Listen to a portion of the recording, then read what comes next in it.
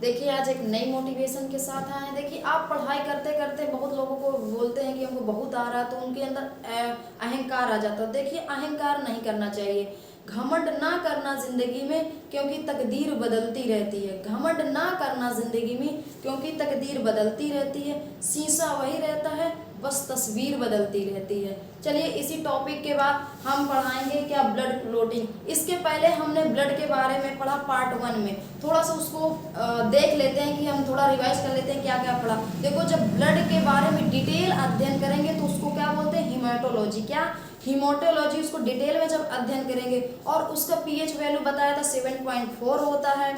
और हमने उसके आगे बताया था कि उसमें WBC RBC प्लेटलेट्स होती हैं, उन्हीं के बारे में आगे हम देखेंगे कि रक्त का थक्का कैसे जमता है, इसमें कौन सा जिम्मेदार होता है। देखिए विटामिन के की वजह से रक्त का थक्का जमता है, अगर ये ना हो तो बहुत समस्या आ जाए। तो जो ब्लड क्लोटिंग इसको बोलते हैं रक्त का थक्का जमना, इसको क्या बोलते हैं, इस प्रोसेस को बोलते हैं कैस्केडिंग प्रोसेस। ये जो रक्त का थक्का जमना होता है इस प्रोसेस को बोलते हैं कैस्केडिंग प्रोसेस। ये 4 मिनट का होता है, यानी रक्त के थक्का जमने में ये 4 मिनट का समय लेता है। 4 मिनट के समय में रक्त का थक्का बन जाता।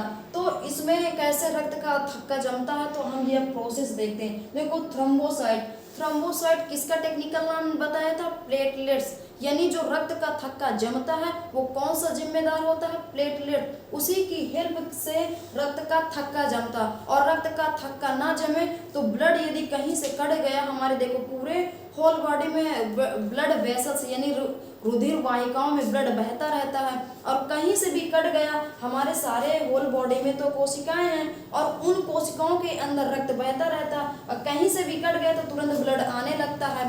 तो अगर उसमें रक्त का थक्का ना जमेगा तो फिर क्या हो जाएगा, उसमें से ब्लीडिंग होती रहेगी और सारा ब्लड बह जाएगा। इसलिए रक्त का थक्का जमना अनिवार्य है। वो कैसे, देखो थ्रोम्बोसाइट हमने बताया कि प्लेटलेट्स का बायोलॉजिकल नेम है प्लेटलेट्स। ये क्या होता है, वायु के संपर्क में आने पर क्या हो बन जाता है, थ्रोम्बोप्लास्टिन। जब कभी नस कट जाती है तो क्या होता है, थ्रोम्बोसाइट वायु के संपर्क में यानी हवा के संपर्क में जब कटता उसमें हवा आती है, तो जब ये हवा यानी वायु के संपर्क में क्या बन जाता है, थ्रोम्बोप्लास्टिन बन जाता।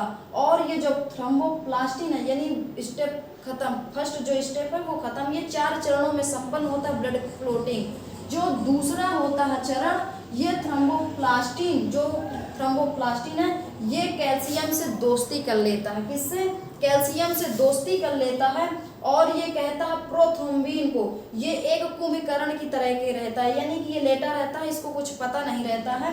तो जो थ्रोम्बोप्लास्टिन कैल्शियम से दोस्ती करता है और ये दोनों जाते हैं इसको प्रोथ्रोम्बिन के पास कि ब्लड कट गया है यानी ब्लीडिंग हो रही है, आपको वहाँ क्या करना है, रक्त का थक्का जमाना है। तो ये जाता है जो ये प्रोथ्रोम्बिन होता है ये सोया हुआ होता है। जब इनको ये मैसेज देते हैं तो ये जग जाता है, क्या बन जाता है, थ्रोम्बिन। जब ये सोया रहता है तो इसको बोलते हैं प्रोथ्रोम्बिन, और जब ये जग गया तो हो जाता है थ्रोम्बिन। थ्रोम्बिन उसके बाद आगे स्टेप 3। अब स्टेप 3 में क्या होता है, जो ये थ्रोम्बिन होता है ये किसको मैसेज देता है, फाइब्रोनेजन को। फाइब्रोनेजन को देखिए इनको पता रहता है कि ब्लीडिंग हो रही है, हमको क्या करना है, ब्लड क्लॉट करवाना है। तो अब ये जो थ्रोम्बिन होते हैं इनके पास आते हैं, फाइब्रोनेजन के पास। फाइब्रोनेजन के पास आते हैं, कहते हैं हमें क्या करना है कि ब्लड का क्लॉट करवाना है, रक्त का थक्का जमाना है। तो ये आते हैं फाइबिन के बाद। जब ये फाइबिन के पास आते हैं तो ये रक्त का थक्का जमाने लगते हैं। यही फाइबिन जाली के समान होता है। जाली यानी जैसे हम नाली में एक प्रकार से ऐसे जाली लगा होता है, लिक्विड यानी पानी चला जाता है बाहर और जो अपशिष्ट पदार्थ होते हैं कबाड़ वो फंस जाते हैं। ठीक उसी प्रकार जैसे ब्लड बहता रहता है उसमें WBC भी होता है, RBC प्लेटलेट्स ये सब होते हैं।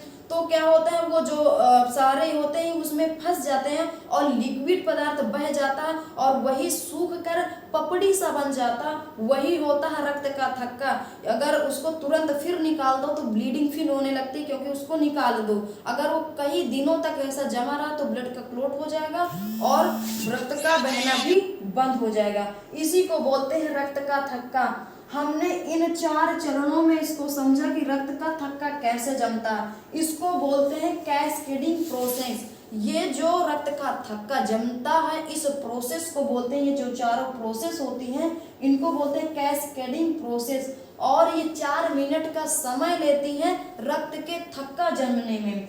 तो हमने ये 4 चरण समझा है कि थ्रोम्बोसाइट वायु के संपर्क में थ्रोम्बोप्लास्टिन बन जाता है और थ्रोम्बोप्लास्टिन कैल्शियम से फ्रेंडशिप कर लेता है और बोलता है प्रोथ्रोम्बिन को कि ये लेटा हुआ होता है और इसको जगाता है। जब ये जग जाता है यानी सोए हुए होता है तो प्रोथ्रोम्बिन और जग जाता है तो थ्रोम्बिन। और फिर जब ये थ्रोम्बिन फाइब्रिनोजेन को कहता है कि ब्लड का क्लॉट करवाना है तो ये दोनों जाते हैं फाइब्रिन के पास और फाइब्रिन जाली के संरचना से होता है, ये छान लेता है रुधिराणु यानी लिक्विड पदार्थ को छोड़ देता है। यही प्रोसेस होती है कि एक पपड़ी के समान संरचना बन जाती है जिससे रक्त का थक्का बन जाता है।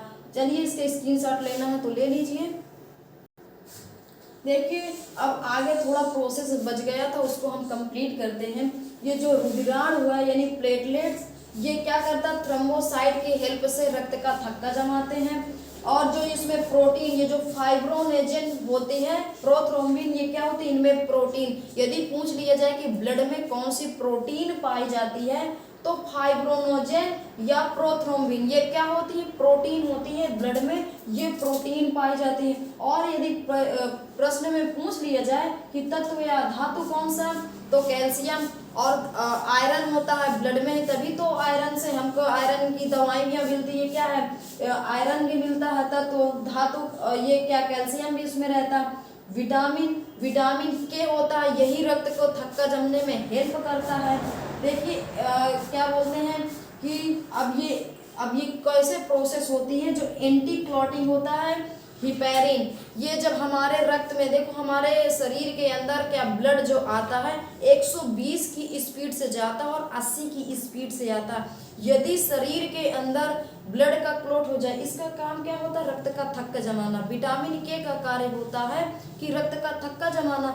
यदि हमारे शरीर के अंदर 120 की स्पीड से ब्लड जाता है और 80 की स्पीड से ब्लड आता है तो उस टाइम यदि ब्लड का क्लॉट हो गया और 120 की स्पीड से जाएगा तो ब्लड का क्लॉट तो बहुत ज़्यादा दिक्कत आ जाएगी। तो देखो एक होता है हेमरेज बीमारी, ये ब्रेन में होता है।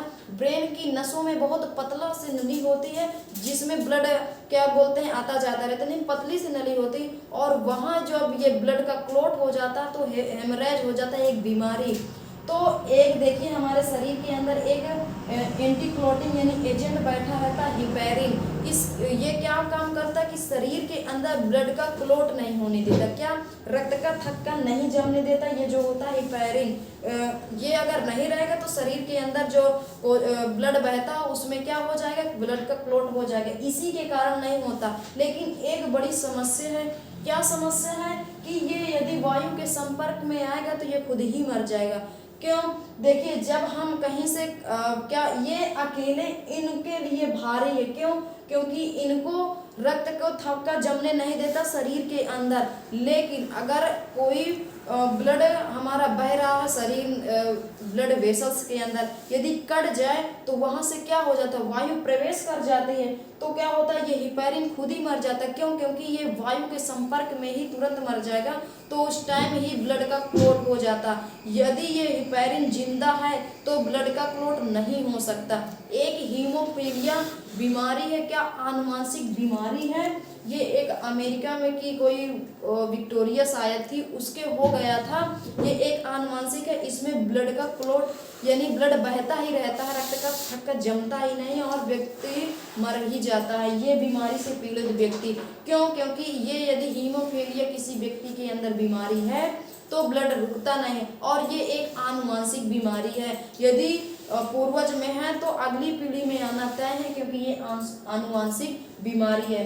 देखिए जो लीवर में क्या क्या बनता है, फाइब्रोनोजेन ये प्रोटीन है, प्रोथ्रोम्बिन ये भी प्रोटीन है और हिपैरिन। यदि पूछा जाए कि ये फाइब्रोनोजेन या प्रोथ्रोम्बिन या हिपैरिन कहाँ बनते हैं या इनका निर्माण कहाँ होता है तो लीवर में, इन तीनों का निर्माण लीवर में होता है। ये जो हिपैरिन है ये वायु के संपर्क में आते ही ये मर जाता है। इसीलिए इसके अनुपस्थित से यदि ये प्रेजेंट नहीं होगा तो क्या हो जाएगा, ब्लड का क्लॉट हो जाएगा शरीर के अंदर। इसी के कारण ये क्या करता है, ब्लड का क्लॉट नहीं होने देता। देखिए आप जब कहीं दवा करवाने जाते हैं तो जब इंजेक्शन लगाई जाती है तो इंजेक्शन में थोड़ा सा वायु अगर भरी होती है तो उसको फेंक देते, थोड़ा सा इंजेक्शन भी का जो दवा होता है वो भी बाहर फेंक दी जाता है। क्यों?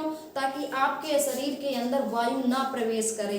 अगर वायु प्रवेश कर जाएगी तो उस जगह क्या हो जाएगा, एक चट्टा टाइप सा पड़ जाएगा और वो बहुत ज़्यादा दर्द करेगा। इसीलिए कभी कभी जब आपको ग्लूकोज वगैरह चढ़ते हैं तो उस टाइम भी क्या होता है, जब खत्म हो जाता है यानी थोड़ा सा बचता है तो नर्स आके उसको निकाल देती है। क्यों?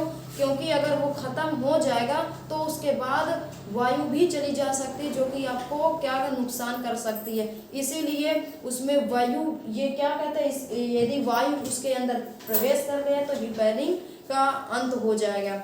आई होप आपने हम ब्लड क्लॉटिंग के बारे में समझा। यदि आपको समझ में आया हो तो हमारे वीडियो को लाइक करें, शेयर करें और कमेंट करना ना भूलें, जिससे हमको मोटिवेशन मिले कि हम कैसा पढ़ाते हैं और हमको मोटिवेट होता और आगे अच्छी वीडियो पढ़ाएं, बताएं। चलिए आगे नेक्स्ट क्लास में मिलते हैं। जय हिंद।